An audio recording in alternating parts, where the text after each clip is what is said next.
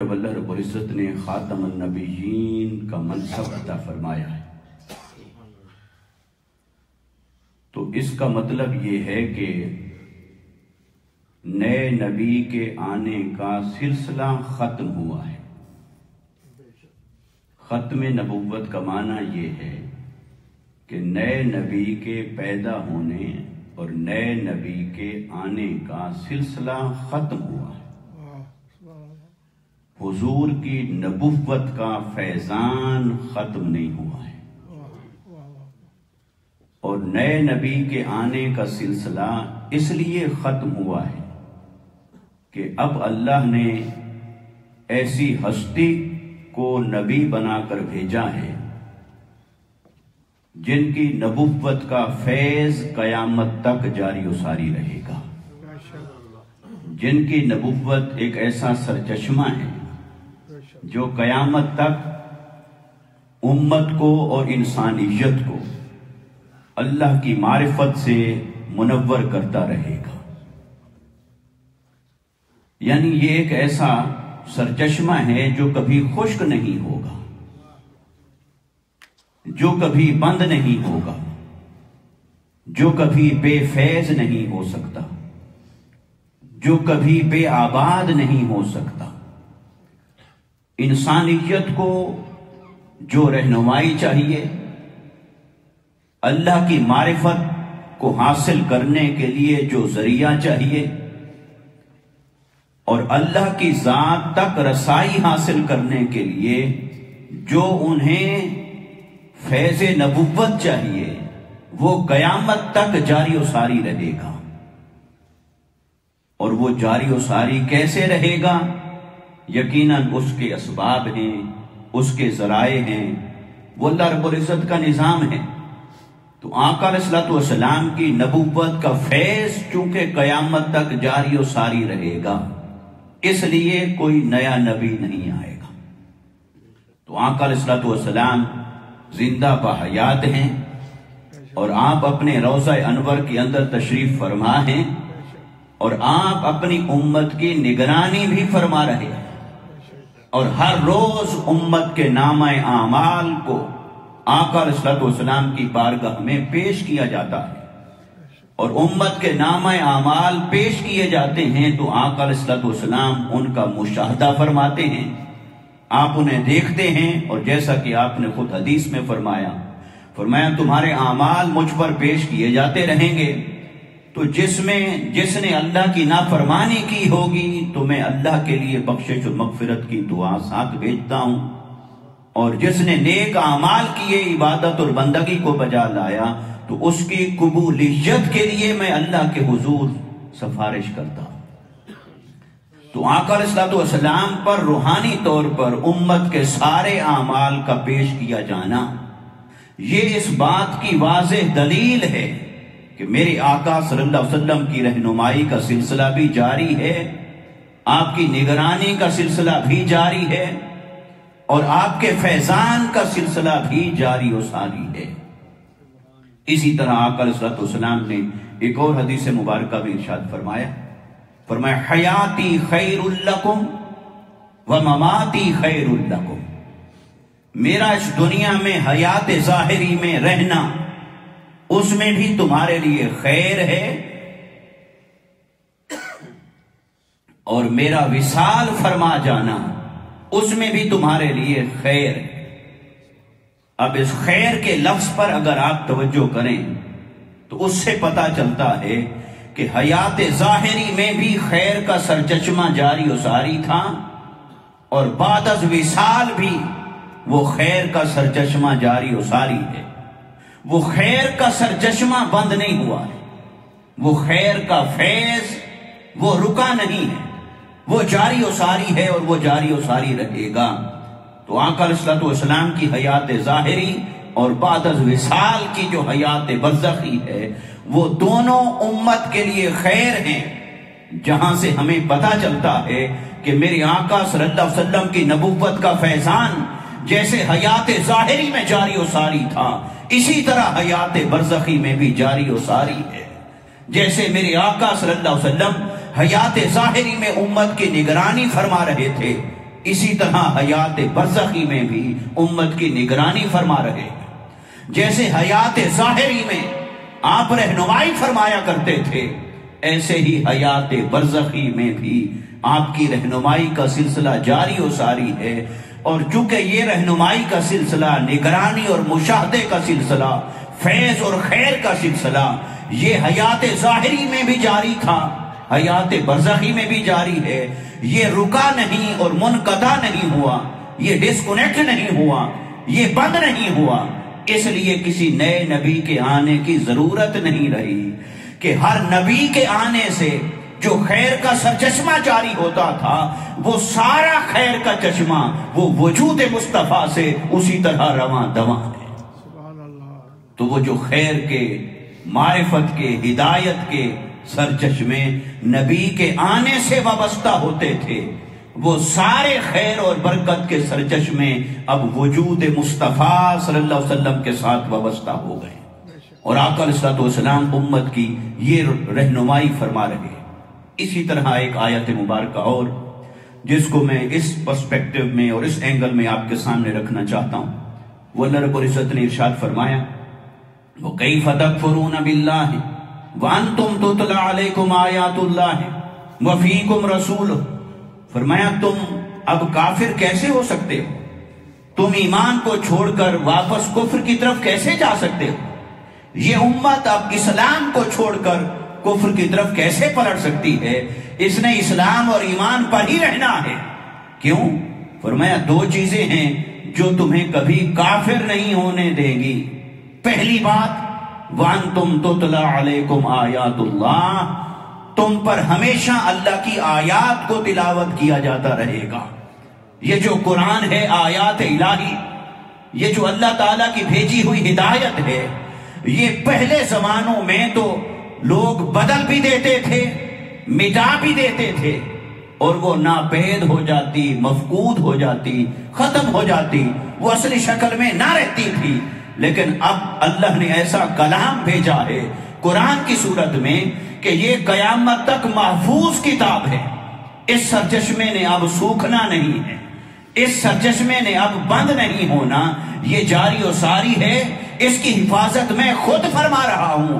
اور سنو، جب تم پر قیامت تک میری آیات کی تلاوت جاری رہے گی تو پھر یہ تلاوت ہی تمہیں ایمان پر قائم رکھنے کے لیے کافی ہے، یہ تمہاری ہدایت کا سرچشمہ ہونے کے لیے کافی ہے۔ تم واپس پلٹ کر کفر کی طرف نہیں جا سکتے، یعنی اسلام ختم نہیں ہو سکتا، ایمان ختم نہیں ہو سکتا، ہدایت الہی اور کلام الہی ختم نہیں ہو سکتا دنیا سے، کیونکہ اللہ اس کی حفاظت فرما رہا ہے۔ اور اسی کے صدقے سے جب یہ تلاوت آیات معاشرے میں جاری رہے گی تو پھر کفر کیسے پلٹ سکتا ہے؟ پھر ایمان کی بہار ہمیشہ رہے گی۔ ہاں، عروج و زوال ایک الگ چیز ہے، وہ تاریخ کا حصہ ہے۔ اس کے علاوہ اسلام کو کبھی نہ کوئی ختم کر سکا ہے، نہ کر سکے گا۔ توحید کے جھنڈے کو کوئی مٹا نہیں سکتا، اللہ کی معرفت کے سرچشمے کو کوئی اسے خشک نہیں کر سکتا۔ یہ ایمان اور ہدایت کا سلسلہ جاری رہے گا۔ تم کافر نہیں ہو سکتے کیونکہ اللہ کی آیات تمہارے درمیان تلاوت ہوتی رہتی ہیں۔ ایک یہ بات بیان فرمائی۔ دوسرا فرمایا کہ کفر میں تم دوبارہ نہیں جا سکتے، کفر نہیں آ سکتا، کافر نہیں ہو سکتے تم۔ اس کی دوسری وجہ فرمایا وَفِيكُمْ رَسُولُ، اس کی دوسری وجہ یہ ہے کہ اس کا رسول تمہارے اندر موجود ہے، اس کا رسول تمہارے اندر موجود ہے۔ اب یہ دیکھیے، یہ قیامت تک آنے والے تمام انسانوں کو اللہ رب العزت نے اس کے اندر خطاب فرمایا، آنے والے تمام انسانوں کو اللہ رب العزت نے اس کے اندر، آنے والے تمام مسلمانوں کو اللہ نے اس کے اندر ایڈریس فرمایا ہے، اور فرمایا کہ تم کافر نہیں ہو سکتے۔ کیسے کافر ہو جاؤ گے؟ بری تعالیٰ کیوں نہیں ہو سکتے؟ فرمایا میرا رسول جو تمہارے اندر موجود رہتا ہے، جب میرا رسول تمہارے اندر موجود ہے تو تم کافر کیسے ہو سکتے ہو؟ تو رسول کی موجودگی ہی کافی ہے تمہارے ایمان کو بچانے کے لیے۔ رسول تمہارے درمیان موجود ہے اور وہ نگرانی فرما رہے ہیں، رسول تمہارے درمیان موجود ہیں اور وہ مشاہدہ فرما رہے ہیں، رسول تمہارے درمیان موجود ہیں اور وہ تمہاری رہنمائی فرما رہے ہیں۔ تو جب رسول موجود ہے، رسالت موجود ہے، نبی موجود ہے، نبوت موجود ہے، اور اس رسالت اور نبوت کا فیضان موجود ہے، تو تم کافر کیسے ہو سکتے ہو؟ وہ جو کفر پلٹ آیا کرتا تھا اور اسلام اور ہدایت مٹ جایا کرتے تھے، اب وہ سلسلہ نہیں ہوگا، کیونکہ اب نبی ایسا بھیجا ہے جس کا سرچشمہ ہدایت قیامت تک جاری و ساری رہنے والا ہے۔ تو تم بھلا کافر کیسے ہو سکتے ہو کہ اللہ کا رسول تم میں موجود ہے؟ اب یہاں سے ایک بات ضمن عرض کر دوں، اگر کوئی شخص ایمان اور ہدایت پر قائم رہنا چاہتا ہے، اس کے لیے یہ دونوں چیزیں ضروری ہیں۔ پہلی بات یہ کہ قرآن کے ساتھ وابستہ ہو جائے، قرآن بچائے گا اسے، قرآن کو پڑھے، قرآن کی قرات کرے، قرآن کی تلاوت کرے، قرآن کو سٹڈی کرے، قرآن کو سمجھے، پھر قرآن پر عمل کرے۔ قرآن بچائے گا اس کے ایمان کو، ایک یہ طاقت ہے جو اس کے ایمان کی حفاظت کرے گی، اور دوسرا فیکٹر جو ایمان کی حفاظت کرتا ہے قرآن کے مطابق وہ یہ ہے، فرمایا رسول تمہارے اندر موجود ہے۔ تو اگر کوئی شخص رسول صلی اللہ علیہ وسلم کی موجودگی کو محسوس کرتا رہے گا، مانتا رہے گا، تو وہ کبھی کافر نہیں ہو سکتا۔ اگر آقا علیہ السلام کی ذات کے ساتھ اس کے دل کا تعلق قائم رہتا ہے، اس کے ایمان اور عقیدے کا تعلق قائم رہتا ہے، وہ تعلق پھر عشق اور محبت سے آباد ہو جاتا ہے، تو وہ مضبوط تعلق جو رسول کی ذات کے ساتھ ہوگا وہ اسے ایمان پر قائم رکھے گا، وہ اسے کفر سے روکے رکھے گا۔ وہ جب بھی اس کے قدم ڈگمگانے لگیں گے، وہ رسول کا تعلق ہی حیا بن کر اس کی آنکھوں کے سامنے آ جائے گا، وہ رسول کا تعلق محبت ہی اسے بچانے کے لیے آ جائے گا کہ دعوی محبت میرے ساتھ ہے، اور پھر دنیا میں یوں کرتے ہو اور اللہ کی نافرمانی کرتے ہو۔ تو جس شخص نے آقا علیہ السلام کی موجودگی کو، کہ آپ موجود ہیں امت کے اندر، اس موجودگی کو اپنے دل میں محسوس کیا، اپنی روحانیت کے اندر محسوس کیا، اور آقا علیہ السلام کی موجودگی کو اپنے عقل اور ایمان کے ساتھ محسوس کیا، اس فیض کے سرچشمے سے وابستہ رہا، اپنے عقل کو، احساسات کو، اپنے جذبات کو جس نے آقا علیہ السلام کی ذات کے ساتھ وابستہ رکھا، تو یہ وابستگی اور رسول کی موجودگی کا احساس یہ اسے ایمان کے اوپر ہمیشہ قائم رکھتا ہے۔ ورنہ کوئی کسی کی تبلیغ، کسی کا وعظ، کسی کا درس، کسی کا لیکچر، یہ سب باتیں تو یہ سپورٹنگ ایلیمنٹس ہیں، یہ آپ کو مدد دیتے ہیں۔ اصل سرچشمہ جس نے آپ کے ایمان کو، ہمارے ایمان کو بچانا ہے، وہ دو ہیں جسے اللہ نے بیان کیا، ایک قرآن ہے اور ایک صاحب قرآن ہے، آقا علیہ السلام کی ذات ہے اور قرآن ہے۔ تو قرآن کی تلاوت، قرآن کی وابستگی، قرآن کے ساتھ محبت جس نے جاری و ساری رکھی، یہ قرآن میں اتنی طاقت ہے کہ وہ اس کو ایمان کے راستے پر قائم رکھے گا۔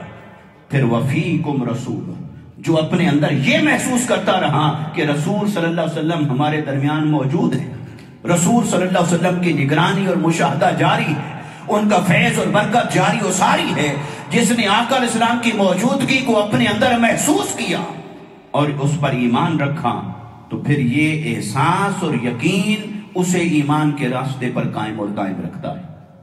اب یہیں سے میں اگلی بات کی طرف آتا ہوں۔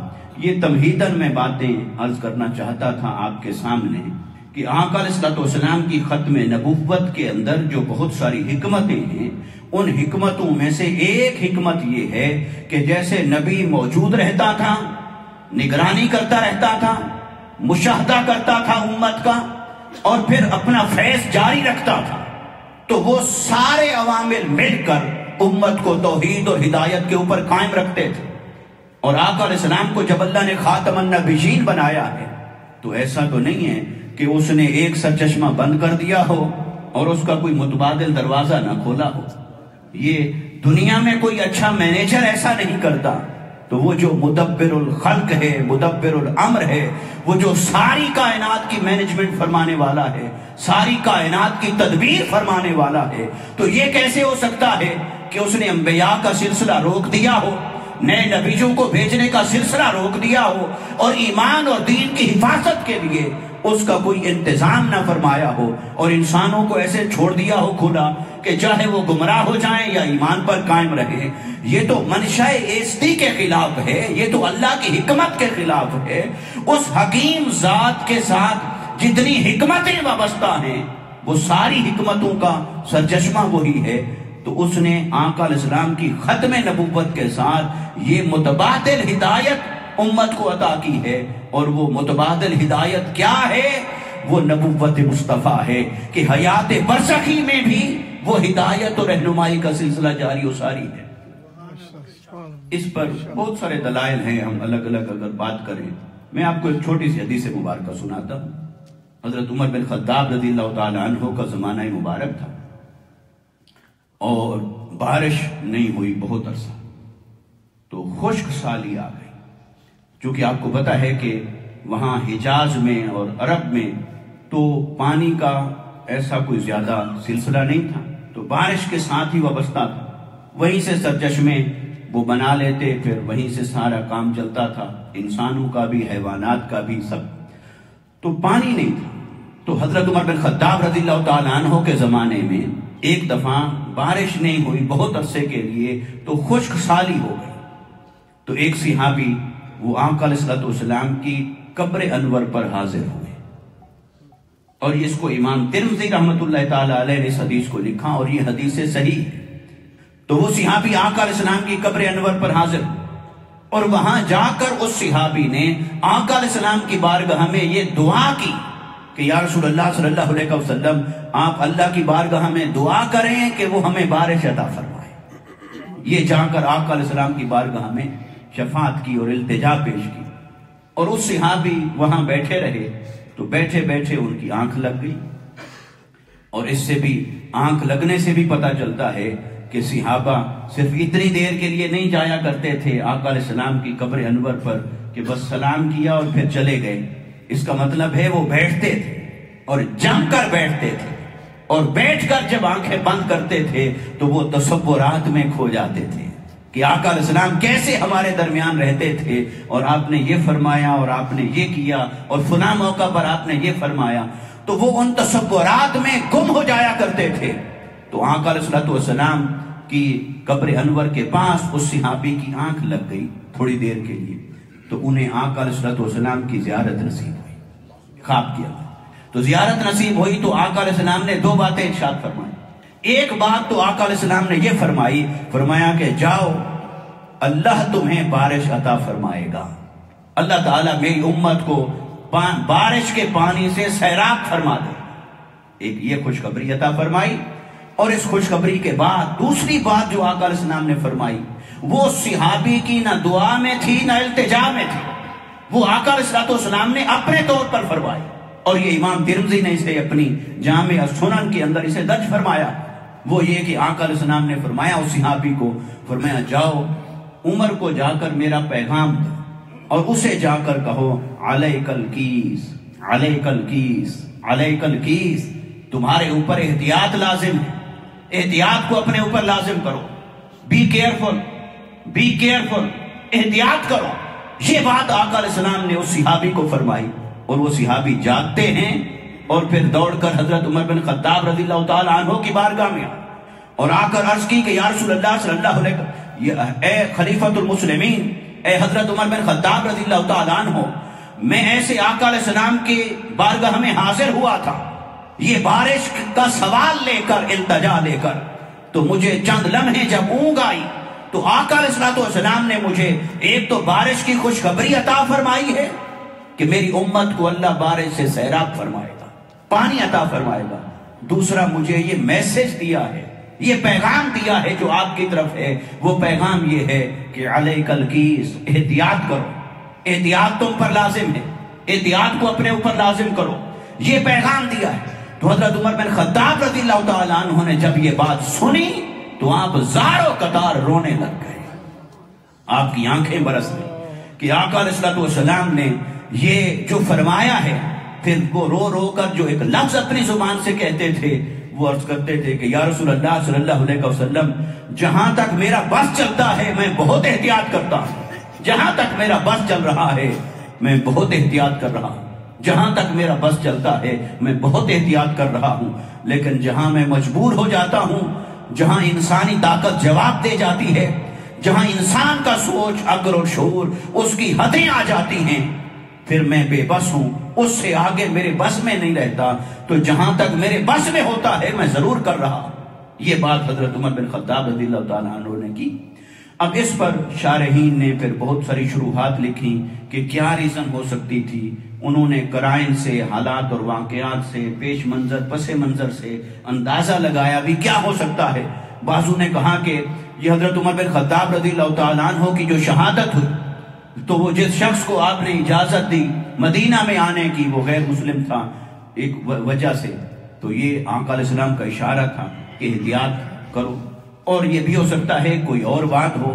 تو یقیناً جس کی طرف یہ پیغام بھیجا گیا تھا وہ اس پیغام کو اپنے حالات کے اوپر امپلیمنٹ کر کے سمجھ گئے کہ آقا علیہ السلام کیا فرما رہے ہیں.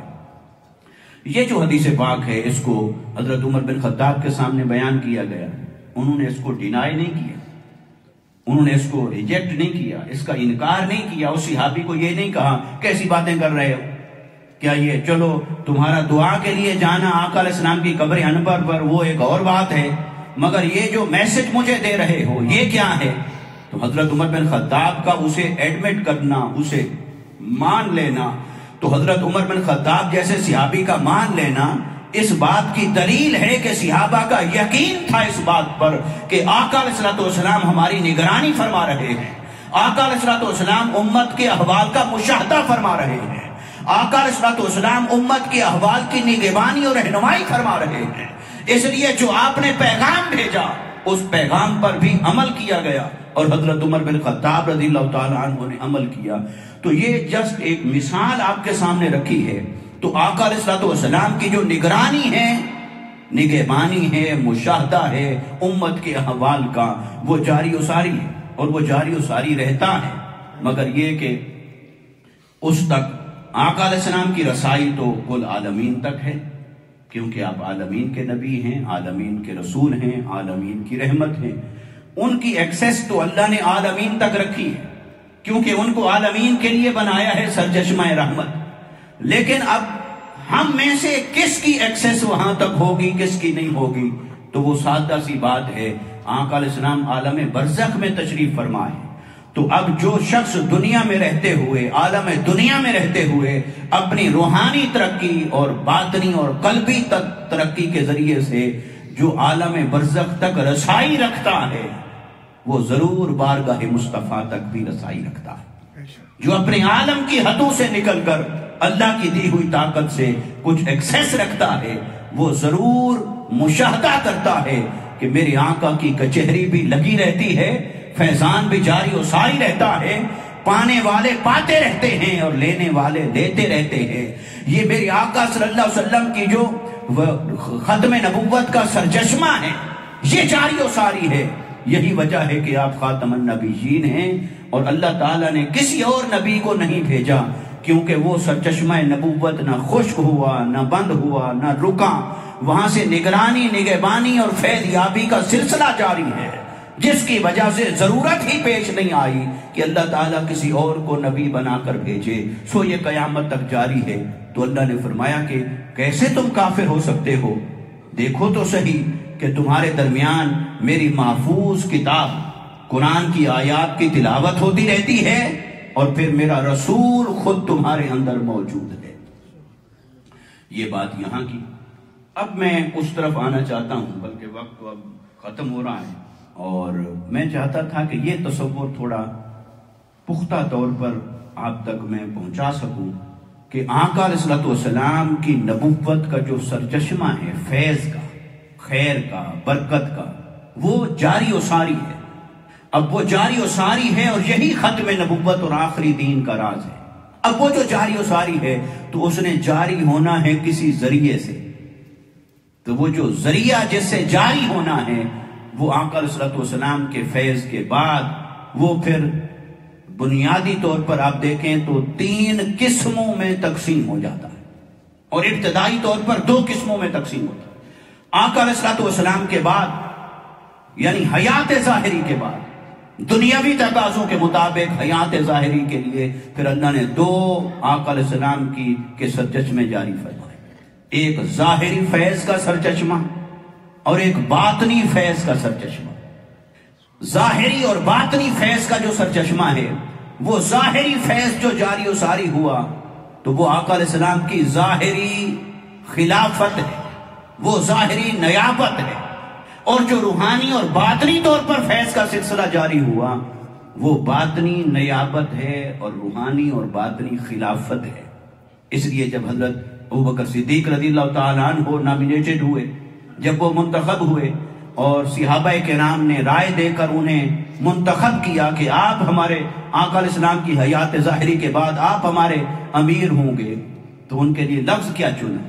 لفظ ان کے لیے امیر نہیں چنا، لفظ ان کے لیے چنا خلیفۃ رسول اللہ۔ خلیفۃ اللہ بھی نہیں، کیونکہ اللہ کا خلیفہ کون؟ وہ مصطفیٰ ہے۔ اور ابو بکر نے اپنے لیے جو لفظ چنا اور سب صحابہ کی مشاورت سے وہ یہ کہ میں ڈائریکٹ اللہ کا خلیفہ نہیں، میں مصطفیٰ کا خلیفہ۔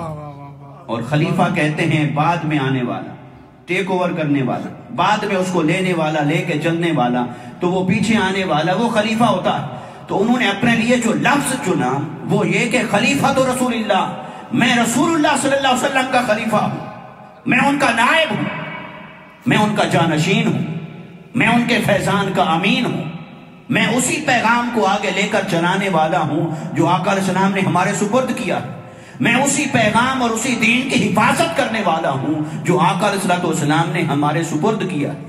یہ لقب چنا۔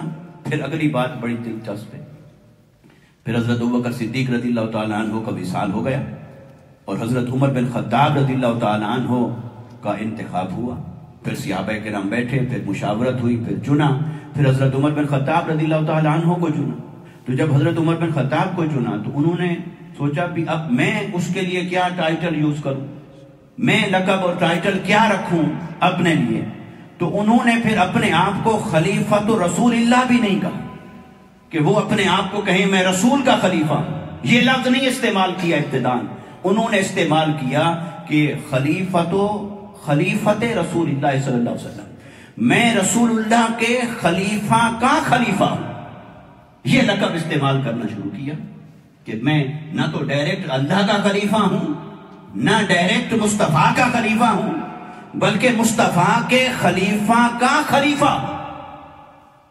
اور پھر صحابہ کرام کافی عرصے بعد پھر بیٹھے، انہوں نے کہا کہ یہ لفظ لکھنے میں بھی لمبا ہے، اور پھر چلو آپ نے تو لکھا اور 2 بار لکھنا پڑا خلیفہ، کہ خلیفہ تو خلیفۃ رسول اللہ صلی اللہ علیہ وسلم، لیکن جب آپ کے بعد کوئی بنے گا تو وہ پھر 3 بار لکھے، پھر جو بعد میں بنے وہ 4 بار لکھے، پھر اگلا 5 بار لکھے، تو پھر تو یہ لفظ اتنا لمبا ہو جائے گا۔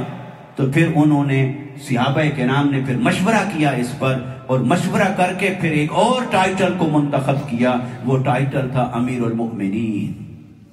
پھر اس ٹائٹل کو صحابہ کرام نے منتخب کیا اور پھر وہ اس کے بعد جاری و ساری ہوا۔ پھر حضرت عمر بن خطاب نے بھی بعد میں امیر المومنین کا لفظ استعمال فرمایا، پھر حضرت عثمان، حضرت علی المرتضیٰ رضی اللہ تعالیٰ عنہ نے بھی امیر المومنین کا لفظ استعمال فرمایا۔ اور یہ جو امیر کا لفظ استعمال ہوا یہ بھی قرآن مجید سے حاصل ہے۔ امیر کا معنی ہے امر والا، امر کہتے ہیں، حکم کو بھی کہتے ہیں، کام کو بھی کہتے ہیں، مگر آقا علیہ السلام کی جو نیابت ہے اسے بھی امر کہتے ہیں، اس کو چلانا۔ اور یہی وجہ ہے کہ سورہ النساء کی آیت نمبر 59 اس میں اللہ رب العزت نے فرمایا کہ یا ایھا الذین آمنوا اطیعوا اللہ واطیعوا الرسول، اے ایمان والو تمہارے اوپر لازم ہے کہ تم اللہ کی فرما برداری کرو، اللہ کو اوبے کرو، اور اللہ کے رسول صلی اللہ علیہ وسلم کو اوبے کرو، ان کی اطاعت اور فرما برداری کرو۔ اور اس کے بعد فرمایا وَأُولِي الْأَمْرِ مِنْكُمْ، پھر رسول صلی اللہ علیہ وسلم کے بعد جس کی اطاعت اور فرما برداری تمہارے اوپر لازم ہے وہ اولی الامر ہے، امر والا۔ اس اولی الامر کو پھر اگر صیغے میں کنورٹ کریں تو وہی لفظ امیر بنتا ہے، اولی الامر ہی امیر بنتا ہے۔ تو گویا یہ قرآن مجید کا حکم آیا کہ اللہ کی اطاعت کو اپنے اوپر لازم کرو، اور پھر اللہ کے رسول صلی اللہ علیہ وسلم کی اطاعت کو اپنے اوپر لازم کرو، اور پھر اللہ کے رسول صلی اللہ علیہ وسلم کے بعد پھر اولی الامر کو، امر والا۔ اور وہ امر والا کون؟ یہ قرآن مجید کا اسلوب ہے۔ قرآن جو اللہ کا کلام ہے، اس کے اندر اللہ نے ایسے طریقے سے لفظوں کا انتخاب کیا ہے کہ جب بھی انسان سوچتا ہے، اس میں ڈوب جاتا ہے، وہ اشش کر اٹھتا ہے کہ اللہ نے اپنے کلام میں کیسے لفظوں کا انتخاب کیا ہے۔ یہ کوئی انسانی کلام نہیں ہو سکتا۔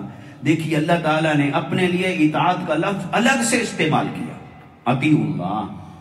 پھر رسول صلی اللہ علیہ وسلم کے لیے بھی الگ سے لفظ استعمال کیا، واطیعوا الرسول، کیونکہ اللہ کی اطاعت بھی کانسٹنٹ ہے اور رسول کی اطاعت بھی کانسٹنٹ ہے۔ یعنی اللہ کا حکم مانو، یہ تو ہر کوئی جانتا ہے، اس میں سمجھنے کی زیادہ بات نہیں۔ رسول کا حکم، جہاں اللہ کا حکم نہیں ہوگا وہاں خود رسول کا حکم ہی وہی درجہ رکھتا ہے جو اللہ کا حکم رکھتا ہے۔ اور پھر جب آگے اولی الامر کی بات کی تو اولی الامر کے لیے الگ سے اطاعت کا لفظ استعمال نہیں کیا، پھر اسی کو واو لگا کے رسول کے تابع کر دیا۔ فرمایا وَأُولِي الْأَمْرِ مِنْكُمْ، رسول کی اطاعت کرو اور جو تم میں سے امر والا ہو۔ پھر اس امر والے کے ساتھ یہ نہیں کہا اس کی اطاعت کے لیے لفظ الگ نہیں کیا، اس کی اطاعت کو کنسیڈر کر دیا ہے اطاعت رسول کے اندر، اس کی اطاعت کو شامل کر دیا ہے اطاعت رسول کے اندر، یعنی اس کو تابع رکھا ہے اطاعت مصطفیٰ کے، کہ دیکھو میری فرما برداری کرو، میرے رسول کی فرما برداری کرو۔ پھر جو رسول کی اطاعت اور اتباع کے اندر چل رہا ہو پھر تم پر لازم ہے کہ اس کی اطاعت کرو۔ جو ہر لمحہ مصطفیٰ کی نگرانی میں رہتا ہے تم پر لازم ہے کہ تم اس کی فرما برداری کرو۔ جو رسول کے مشاہدے میں رہتا ہے تم پر لازم ہے کہ اس کی اطاعت اور فرما برداری کرو۔ جو پھر رسول کی اطاعت کو اپنے اوپر لازم کرتا ہے اور اپنے آپ کو رسول کی فرما برداری کے دائرے میں رکھ کر چلتا ہے پھر تم پر لازم ہے کہ اس کی اطاعت کرو۔ وہ اگر ظاہری خلافت کے اعتبار سے دیکھیں تو خلفائے راشدین ہوئے، وہ باطنی خلافت کے اعتبار سے دیکھیں تو پھر باطنی خلافت کا سلسلہ میرے آقا صلی اللہ علیہ وسلم نے حضرت مولا کائنات حضرت علی المرتضیٰ رضی اللہ تعالی عنہ سے شروع فرمایا۔ ظاہری خلافت بھی مصطفیٰ سے جاری ہوئی اور باطنی خلافت بھی مصطفیٰ سے جاری ہوئی۔ پھر وہ جو ظاہری اور باطنی خلافت جاری ہوئی وہ ایک تدبیر ہے، وہ ایک مینجمنٹ ہے، وہ امت کے کام کا ایک نظم ہے۔ امت کے کام کو پایہ تکمیل تک پہنچانے کے لیے، اس کی سروائیول کے لیے میرے آقا کی ذات سے یہ سرچشمے جاری ہوئے فیض کے، ظاہری خلافت کا سرچشمہ، پھر باطنی خلافت کا سرچشمہ، اور پھر جو ظاہری خلافت ہے وہ ہے امور سلطنت، کہ جو ریاست کا نظام ہے وہ کیسے چلانا ہے۔ کیونکہ اسلام صرف ایک فرد کا مذہب نہیں ہے کہ اس کو تسبیح ٹوپی داڑھی سکھائے اور چپ کر کے بیٹھ جائے۔ اسلام ایک سٹیٹ کا ریلیجن ہے، اسلام ایک ریاست کا مذہب ہے، ریاست کا دین ہے۔ وہ سکھاتا ہے کہ ریاست کو کیسے چلانا ہے، سٹیٹ کو کیسے چلانا ہے، اکانومی کو کیسے چلانا ہے، عدل اور انصاف کو کیسے قائم کرنا ہے، لوگوں کے درمیان حقوق کو کیسے قائم رکھنا ہے، ہر ایک کو روزگار بنیادی ضروریات کیسے پہنچانی ہے۔ تو اسلام سٹیٹ کا ریلیجن ہے۔ تو وہ جو سٹیٹ کا ریلیجن کے طور پر جو خلافت ظاہری شروع ہوئی میرے آقا صلی اللہ علیہ وسلم کی بارگاہ سے، وہ خلفائے راشدین نے چلائی، اور خلافت باطنی یوں تو ہر صحابی کو حاصل ہوئی مگر اس کا سرچشمہ حضرت مولا کائنات رضی اللہ تعالیٰ عنہ کی ذات کو بنایا گیا۔ اور پھر وہ جو ظاہری خلافت تھی وہ آگے جا کر دو حصوں میں بٹ گئی۔ وہ ظاہری خلافت ایک امور سلطنت کی خلافت اور نیابت کہلائی، اور ایک آقا علیہ السلام کے دیے ہوئے دین کا جو علم ہے، ظاہری علم، شریعت کا علم جسے کہتے ہیں، وہ شریعت کا علم بھی ظاہری خلافت میں آتا ہے۔ شریعت کا علم، قرآن کا علم، حدیث کا علم، احکام کا علم۔ تو اس اعتبار سے جو علماء ہیں، جو فقہاء ہیں، جو مجتہدین ہیں، وہ بھی میرے آقا کے نائبین ہیں۔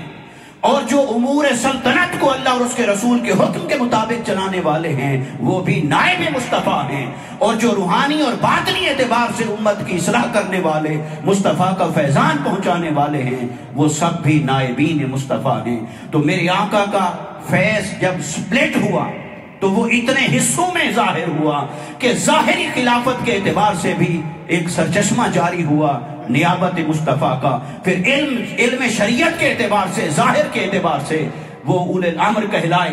تو اب علماء بھی اولِ الامر ہیں، فقہاء اور مجددین مجتہدین وہ اولِ الامر ہیں، اور جب اسٹیٹ آف اسلام ہوگی تو اس کا جو خلیفہ ہوگا وہ بھی اولِ الامر ہوگا، مگر وہ ظاہری خلافت میں اولِ الامر ہوگا۔ اور جو سلاسل طریقت جاری ہوئے، سلسلہ قادریہ، چشتیہ، سہروردیہ، نقشبندیہ، یہ بھی نائبین مصطفیٰ ہوئے۔ پھر وہ جتنے اولیاء اور صلحاء ان کے سلاسل سے وابستہ ہوئے، وہ سب اپنے اپنے زمانے کے اندر نائب مصطفیٰ ہوتے ہیں۔ میرے آقا براہ راست ان کی نگرانی فرماتے ہیں، ان کی نگہبانی فرماتے ہیں، وہ مصطفیٰ کے سایہ رحمت کے اندر چلتے ہیں، اور یوں میرے آقا کی امت میں یہ دین کا سلسلہ جاری و ساری رہے گا۔ ظاہری نیابت اور خلافت بھی جاری ہے، علم شریعت کی ظاہر نیابت اور خلافت بھی جاری ہے، اور روحانی اور طریقت کی نیابت بھی جاری ہے۔ مگر الگ بات ہے کوئی حصہ کمزور ہو جاتا ہے، کوئی طاقتور ہو جاتا ہے، کبھی کوئی مرد حق آ جاتا ہے وہ اس میں جان ڈال دیتا ہے، کبھی کچھ لوگ نفس کے پجاری ہو کر اسے کمزور کر دیتے ہیں، مگر میرے آقا کا فیض قیامت تک جاری و ساری رہنا ہے۔ سو نیابت مصطفیٰ بھی جاری ہے، فیضان مصطفیٰ بھی جاری ہے، اور نگہبانی اور احوال امت کا مشاہدہ بھی جاری ہے، اور میرے آقا کا فیضان جاری ہے، وہی امت کو بچائے گا قیامت تک، امت کے ایمان کو بچائے رکھے گا قیامت تک۔ ہمیں ان سرچشموں سے وابستہ ہونے کی ضرورت ہے۔ آئندہ انشاءاللہ ہم ایک ایک سلسلہ طریقت پر ہم الگ الگ بات کریں گے۔ وَمَا عَلَيْنَا إِلَّا الْبَلَاغُ۔